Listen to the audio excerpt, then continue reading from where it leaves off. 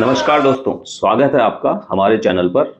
जी हाँ दोस्तों, 29 अक्टूबर को बीकानेर की धरती गूंजने वाली है। हनुमान बेनीवाल, किसानों के मसीहा, जाट समाज के लाल और आरएलपी के संस्थापक लाखों करोड़ों कार्यकर्ताओं के साथ सड़क पर उतरने वाले हैं। ये रैली महज स्थापना दिवस रैली नहीं है, बल्कि 7 संकल्पों का ऐलान है जो राजस्थान की सरकार को हिला देंगे।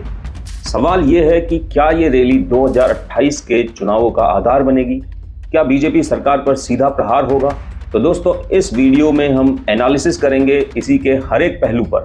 अगर आप राजस्थान, किसानों के मुद्दे और राजनीति में दिलचस्पी रखते हैं दोस्तों, तो लाइक करें इस वीडियो को, शेयर करें अपने दोस्तों के साथ और हमारे चैनल को सब्सक्राइब करें।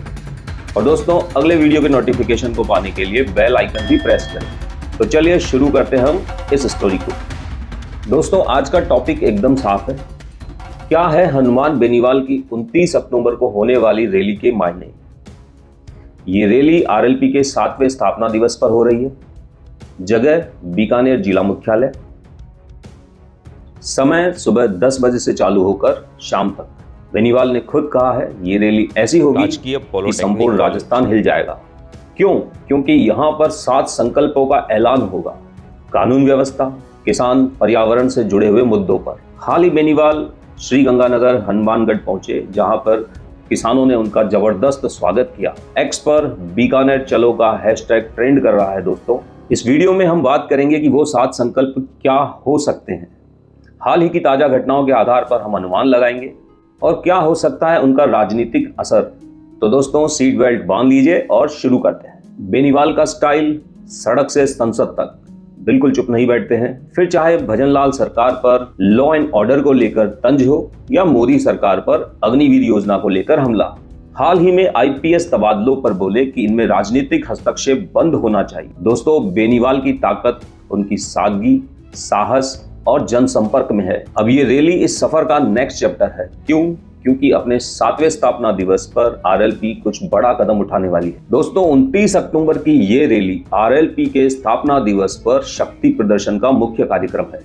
23 अक्टूबर को बीकानेर में प्रेस कॉन्फ्रेंस में खुद हनुमान बेनीवाल ने कहा था कि लाखों कार्यकर्ता आएंगे और 7 संकल्पों के साथ जन आंदोलन की शुरुआत होगी। जगह बीकानेर का बड़ा मैदान, जहां ट्रैफिक जाम से लेकर हेलीकॉप्टर लैंडिंग तक सब कुछ होगा। पर आखिर बीकानेर ही क्यों? क्योंकि बीकानेर की सीधी कनेक्टिविटी है हनुमानगढ़, गंगानगर, चूरू, सीकर आदि जिलों से, और ये जिले जाट किसान बेल्ट है जहां बेनीवाल की पकड़ मजबूत है। दोस्तों, रैली की तैयारी जोर शोर से चल रही है। बेनीवाल श्री गंगानगर पहुंचे, कार्यकर्ताओं से मिले और अधिक से अधिक संख्या में आने का आह्वान किया। 101 किलो की माला पहनाकर उनका स्वागत किया गया। उसके बाद हनुमानगढ़ में भी बेनीवाल का भव्य स्वागत हुआ। सोशल मीडिया प्लेटफॉर्म एक्स पर बीकानेर चलो का हैशटैग ट्रेंडिंग में है। दोस्तों, 20 लाख के आसपास लोगों का आने का अनुमान है। ये रैली वास्तव में ऐतिहासिक रैली होने वाली है।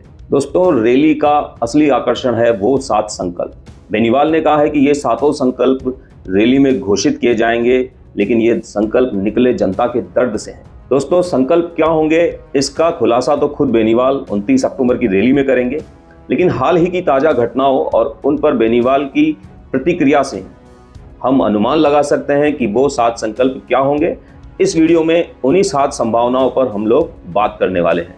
हम एनालिसिस करेंगे कि ये 7 संकल्प क्यों जरूरी है, उनके मायने क्या है और उनका क्या राजनीतिक फायदा आरएलपी को मिल सकता है। तो दोस्तों, पहला संकल्प है अपराधियों के खिलाफ एनकाउंटर पॉलिसी, कानून व्यवस्था को मजबूत करने की मांग। दोस्तों, राजस्थान में क्राइम का ग्राफ बढ़ता जा रहा है।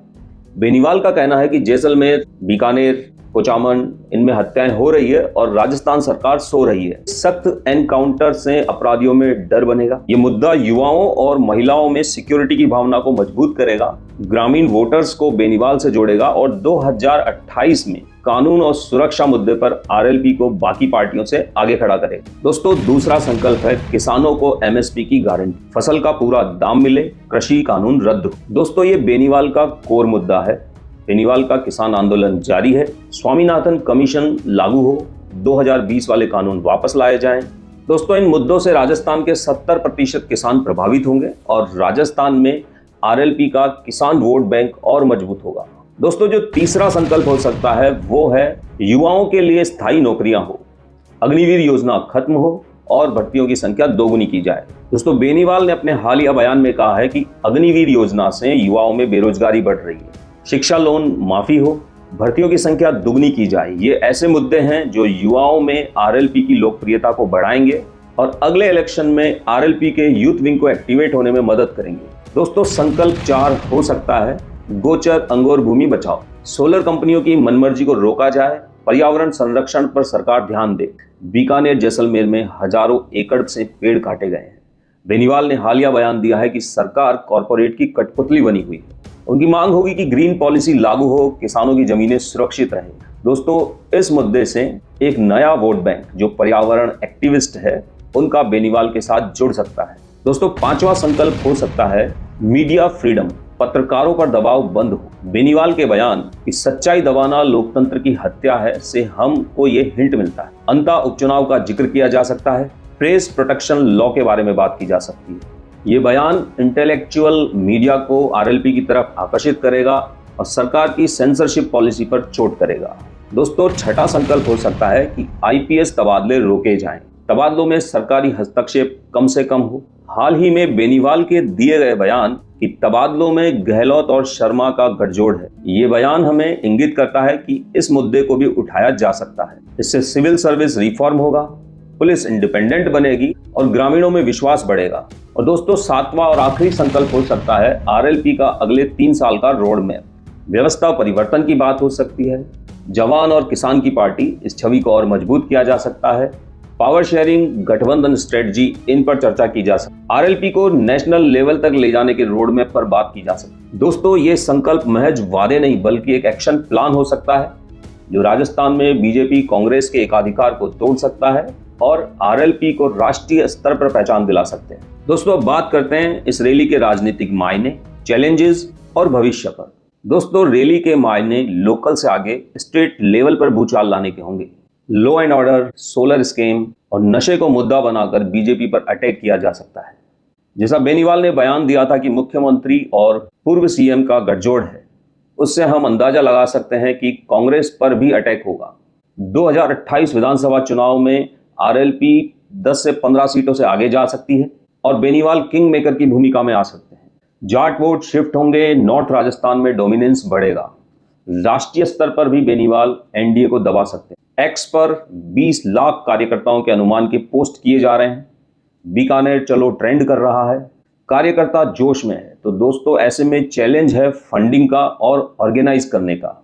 लेकिन अगर सक्सेसफुल होते हैं तो बेनीवाल राजस्थान के केजरीवाल बन सकते हैं। मायने छोटी पार्टी की दमदार ताकत, डेमोक्रेसी में जन आंदोलन। दोस्तों, 29 अक्टूबर को इतिहास रचा जा सकता है। अपनी रैली से बेनीवाल जेन जी रेवोल्यूशन को अट्रैक्ट कर सकते हैं, युवाओं को जोड़ सकते हैं। दोस्तों, 29 अक्टूबर की रैली हनुमान बेनीवाल का संकल्प है बदलाव का। ये किसानों के लिए, युवाओं के लिए और राजस्थान के लिए मील का पत्थर साबित हो सकती है। दोस्तों, आपकी क्या राय है? रैली में कितने लोग आएंगे? कमेंट करके हमें जरूर बताएं। और अगर बीकानेर जा रहे हैं तो सेफ ट्रेवल करें। वीडियो अच्छा लगा हो तो लाइक करें, शेयर करें, सब्सक्राइब करें। धन्यवाद दोस्तों। जय जवान, जय किसान, जय राजस्थान।